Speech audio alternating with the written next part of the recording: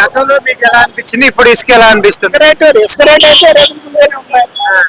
ఇప్పుడు అయితే పనులు చేపించుకునే వాళ్ళకి రెవెన్యూబుల్ గానే ఉన్నాయి. దానికి ఇబ్బంది అంటే ఇప్పుడు ఈ ప్రభుత్వం వచ్చిన దగ్గర నుంచి అన్ని ధరలు తగ్గిస్తామన్నారు కదా, తగ్గించారంటారా?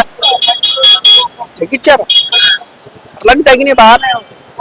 పనికి ఇప్పుడు వెళ్ళేవాడికి ఉంటది పని, కానీ కొంతమంది ఏంటంటే తెల్లారబడి సంపాదించుకోవాలనుకునే వాడికి వెళ్ళలేడు పని. అంటే ఇప్పుడు జగన్ గారి ప్రభుత్వం మీకు ఎలా అనిపించింది? అవన్నీ ప్రభుత్వాల గురించి వద్దుగానే పనులు పర్లేదు చేసుకునేవాడు. ఏ ప్రభుత్వం అయితే ఉంది కానీ పనులు కావాలిగా ఎవరికైనా. పనులు అనేది బాగా ఇప్పుడు మీకు అన్ని తగ్గ అన్ని రేట్లు కానీ రీజనబుల్ గా అన్ని ఉన్నాయా?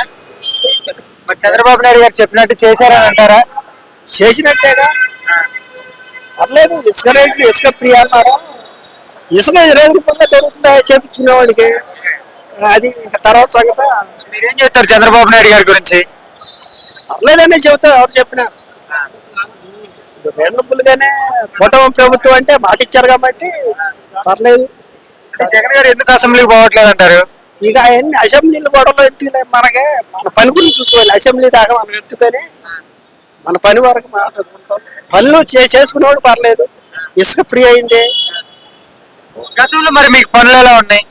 గతంలో పనులు అంటే ఇప్పుడు ఇసుక కొద్దిగా ఇబ్బంది వల్ల తగిన పనులు, అది వాస్తవే.